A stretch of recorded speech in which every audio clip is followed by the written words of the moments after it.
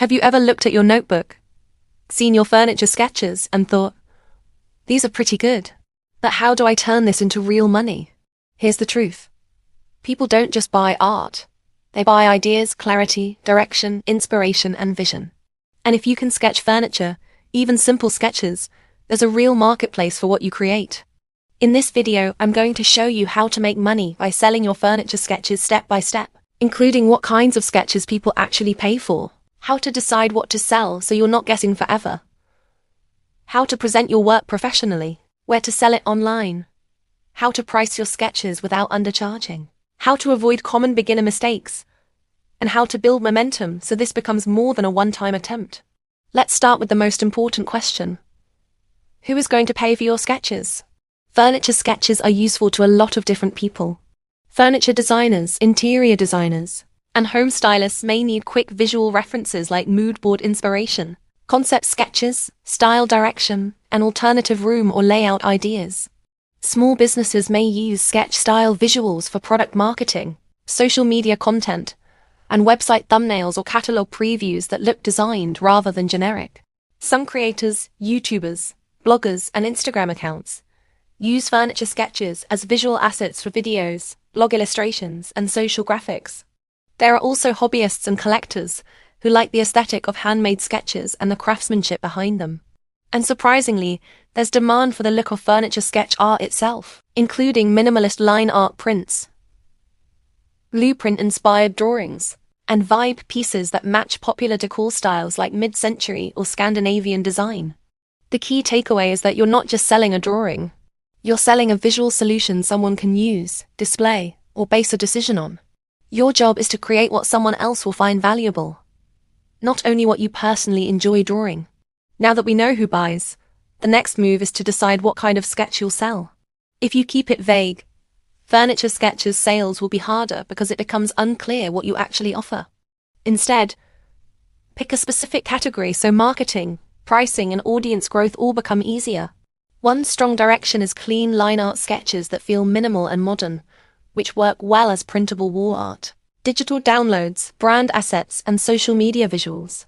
Another option is design-focused concept sketches for designers and stylists, where you explore angles, redesigns, and alternative variations for items like chairs, cabinets, coffee tables, and desks.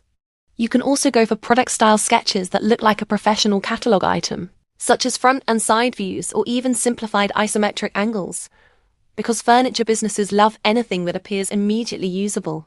If you want more sales stability, sell sets and collections like 10 chair sketches or 5 dresser concepts, because bundles often create a perception of better value. And if you want faster cash and immediate interaction, custom commissions can be a great lane. You can sketch a piece in the style someone likes, redesign furniture based on a reference, or create small angle sets for a homeowner's concept.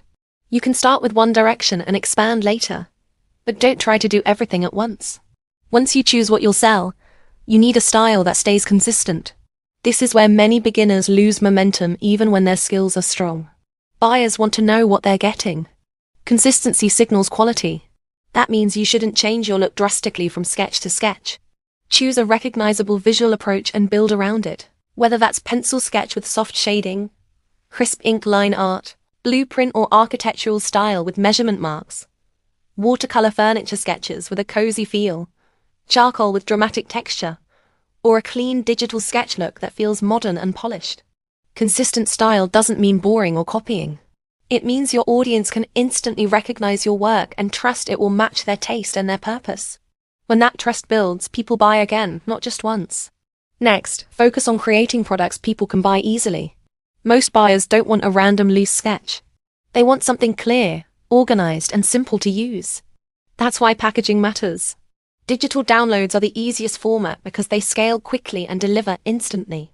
Examples include printable wall art, high-resolution PNG or JPG files, and themed sketch sets like coffee table concepts or chair collections. Printable PDF bundles can also be very effective because they reduce confusion. Buyers know it's one complete pack rather than a bunch of separate files. Physical prints can earn more per sale, but they require more time and fulfillment considerations like printing, paper quality, and shipping. If you're just starting, it's usually smarter to begin with digital products or commission slots, so you can validate demand without getting stuck in logistics. The goal is to make buying feel effortless and receiving feel reliable, because customers pay for that certainty. To sell, you also need a portfolio that gets attention. Your portfolio can live on Instagram, TikTok, Pinterest, Behance, Etsy, or your own site. What matters is that it answers 3 questions immediately. What do you sell? Who is it for? Why should someone trust you? Include an about section that explains what you do and what makes your style different. Make sure your thumbnails and previews look consistent, so people can scan your page quickly and recognize your brand. Show a few examples of different categories you sell, but also feature 1 or 2 collections, so a new visitor instantly understands what value you offer. It also helps to show process content because people connect with the how behind the art. Process images and videos increase trust, make your work feel real, and make the finished sketch feel more intentional. Posting is where demand gets created. You don't just want to show your art. You want people to see that your art is usable. That means your content should help viewers imagine purchasing. Post angles that show usefulness, such as front and side views of a chair or top view, and perspective views of a coffee table. Post style variations by showing the same furniture concept in multiple versions, like a clean line art version, a shaded pencil version, and an ink plus blueprint version. Post room concepts by sketching furniture layouts, even if it's not a fully rendered room. Couches, tables, and lamps arranged together can attract interior design buyers quickly. Another powerful content format is before and after redesigns, where you sketch an existing chair or table first, then show a redesigned concept with improvements and ask which version people would buy. If you offer commissions, show commission highlights by featuring the request and your final results. And always get permission before posting customer work. You don't need to post constantly, but consistency matters. Even 3 posts per week can work if you stay steady for at least a few months, because buyers often discover you later and watch for repeated quality signals. Pricing is another major struggle for beginners, and if you set prices too low or too high, it can distort your results. You need to account for your time, the value to the buyer, the usability of the sketch, and your experience level. Digital downloads can start with entry-friendly pricing, so you can build sales and reviews. Then raise prices once you see demand and receive proof that people value your work. For digital products, a single sketch download can cost less, and a collection pack can cost slightly more while offering better value per sketch. Custom commissions usually price higher because they are personalized and interactive. In commission work, you should charge not only for the sketch itself, but also for your time. And if you allow revisions, you should include a clear revision policy so the project doesn't become endless. Physical prints also require pricing that reflects production time, materials, and shipping. If you use print-on-demand services, your fulfillment friction can be lower, but you still need to ensure your margin makes sense. Most importantly, don't compare yourself to famous artists. Compare your pricing to what your sketch delivers. Problem solved, use case covered, and professional quality that the buyer can immediately apply. Now let's talk about where to sell your furniture sketches. You have 2 broad strategies: marketplaces for direct sales and social platforms that drive traffic to where you sell. Etsy is often a strong choice for printable art, digital downloads, and themed sketch sets because Etsy buyers expect art listings, clear descriptions, and instant digital fulfillment. Other print-focused or design asset marketplaces may work depending on your formats and workflow. Over time, selling from your own shop is the best long-term option because you can keep more profit and build a direct customer relationship, but it usually comes after you've earned attention. Another way to make money faster is commissions through direct messages or email. If people message you with requests like, "Can you sketch something like this?" That's commission demand. Make it easy for them to buy by providing a simple commissioning process. Deliverables, turnaround time, pricing, and what they need to provide as a reference. Commissions can bring cash quickly, while digital downloads and collections build scalable income. Once you decide where to sell, you need listing content that converts. A listing isn't just a description. It's a decision-making tool for the buyer.